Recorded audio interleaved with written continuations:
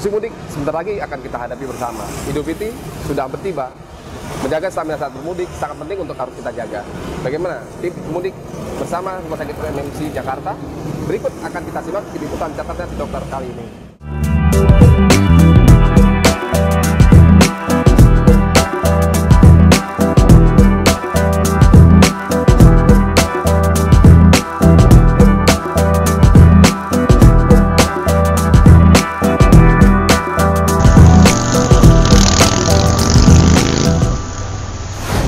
Oke dok, sekarang ini kita lagi berkendara jarak jauh dok ya? Iya. Lagi mau mudik. Nah kira-kira menurut dokter nih, apa yang harus kita jaga selama kita melakukan mudik jarak jauh? Apalagi khususnya untuk si pengemudi.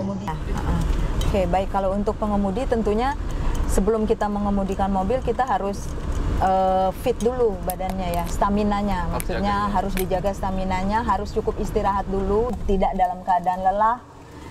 Kemudian untuk sopirnya, terutama kalau yang menyetir pada siang hari, harus menyediakan alat-alat pelindung khususnya untuk mata, karena untuk melindungi mata dari sinar ultraviolet seperti itu. Kemudian juga harus memanfaatkan tempat istirahat kalau perjalanan jauh. Saat berkendara itu maksimal berapa jam itu dok? Untuk setiap dia nyetir, misalnya mungkin 2 jam dia harus berhenti atau seperti apa? Mungkin menurut 2 sampai 3 jam. 2 sampai 3 jam maksimal ya. Iya. Jadi si pengemudi ini wajib beristirahat ya. Iya. Supaya dia lebih segar kembali ya, menyegarkan kembali ya.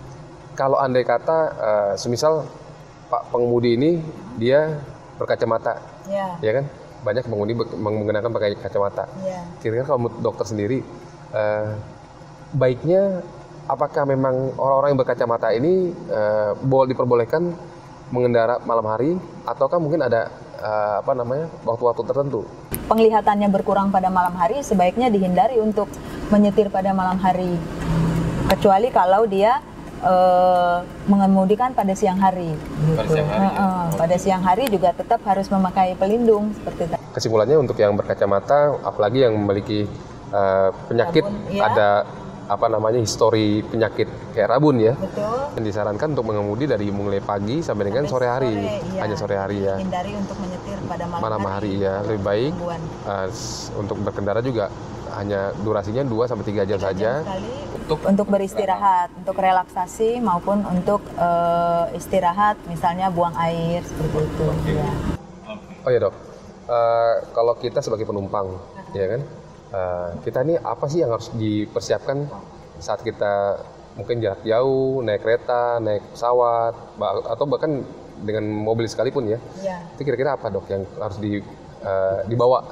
Yang pertama tentunya siapkan makanan atau minuman yang bisa untuk darurat disiapkan di mobil.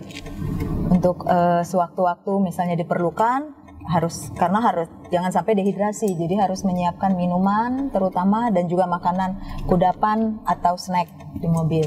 Yang kedua, kalau memang dia punya penyakit tertentu, yang pertama mungkin sebelum mudik dia harus konsultasi ke dokternya apa-apa yang perlu dipersiapkan. Antara lain kalau dia punya penyakit seperti penyakit kronis, diabetes, hipertensi, itu harus disiapkan obat-obatnya, jangan lupa.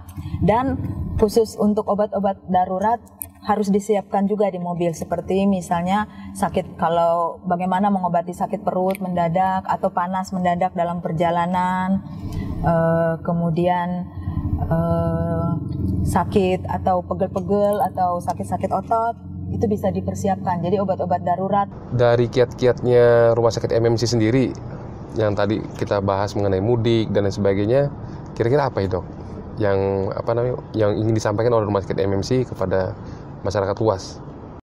Kalau dari sisi kesehatan, untuk agar mudik kita bisa berjalan dengan baik, lancar, tidak ada gangguan kesehatan di tengah jalan, tentunya kita harus persiapkan segala sesuatunya, mulai dari pengendara sampai dengan penumpangnya. Terutama harus istirahat dulu sebelumnya, kemudian harus mempersiapkan segala sesuatu yang harus dibawa, misalnya obat-obatan dan makanan, memanfaatkan rest area atau tempat-tempat istirahat kalau perjalanan panjang, baik untuk relaksasi maupun untuk buang air kecil karena untuk mencegah infeksi saluran kencing. Kiat-kiat atau mungkin panduan ke kita apabila saat berkendara gitu ya, melihat ada seorang kecelakaan, dia jatuh gitu ya, apa yang harus kita lakukan untuk kira-kira?